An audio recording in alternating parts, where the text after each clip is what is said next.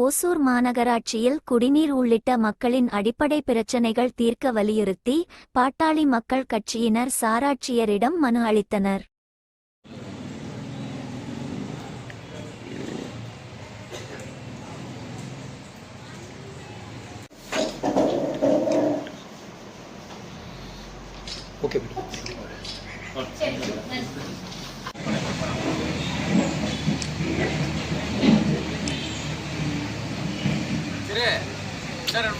Traffic ரோடுமே அவ்வளோ damage, அவசரமாக வண்டிக்கு போக முடியாது.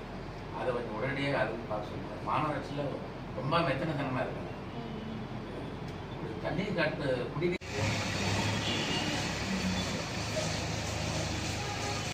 ஏன் அண்டர் பார்க்க வந்து போகலாம்? அதான் சொல்றேன், டிராஃபிக் மேல வர்க் இல்ல. டிராஃபிக் மேல இருக்கு, பட் இது கீழ அண்டர்ல வந்து வண்டி போகும்போது ஏதாவது வெல்டிங் பண்ணாங்கன்னா அஃபெக்ட் ஆகும். சோ அதுக்காக நம்ம ரயில்வே கவுன்சிலர் வந்து தகாத வார்த்தை பேசுறாங்க, பொதுமக்களை ரொம்ப அபியூஸ் பண்றாங்க. ரொம்ப கஷ்டமா இருக்கு. அது கவுன்சிலர் இல்லை, கவுன்சிலர் புதுசு வந்து பேசுறாங்க, ரவுடி மாதிரி பேசுறாங்க.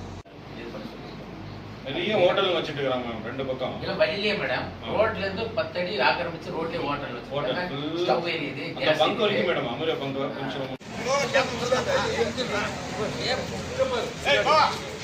வாய் பண்றவங்க வந்து வா செந்தில சீக்கிரம் கலந்து ஓடியா.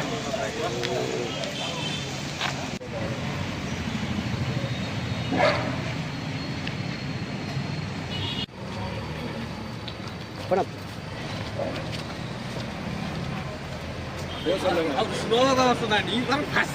கிருஷ்ணகிரி மேற்கு மாவட்டத்தின் மாநகராட்சி உட்பட்ட 45 வார்டுகளிலும் தண்ணி பற்றாக்குறை என்று மக்கள் அலமோதி கொண்டிருக்கிறார்கள். இது சமயமாக சார் அலுவலகத்தில் வந்து இன்னைக்கு மனு கொடுத்திருக்கிறோம், பாட்டாளி மக்கள் கட்சி சார்பாக. அதே போன்ற 26 கிராமங்களிலும் 26 பஞ்சாயத்துல 150 கிராமங்களிலும் இந்த தண்ணி பற்றாக்குறை இருக்கிறது. எந்த கட்டமைப்பு வசதியுமே கிடையாது. இது பஞ்சாயத்து தலைவர்கள் அஜாகிரதையாக இதெல்லாம் நடந்து கொண்டிருக்கிறார்கள். இது சம்பந்தமாகவும் நாங்கள் மனு கொடுத்திருக்கிறோம். இந்த ரயில்வே பாலம், தேன்கனிக்கோட்டை ரோடு ரயில்வே பாலம் சுமார் ஒரு வருட காலமாக வேலை நடந்து கொண்டிருக்கிறது. வேலை முடிந்தும் அந்த ரோடு பாதையை சீரமைத்து கொடுக்காம இந்த நிர்வாகம் இருக்கிறது. அது சம்பந்தமாகவும் மனு கொடுத்திருக்கிறோம்.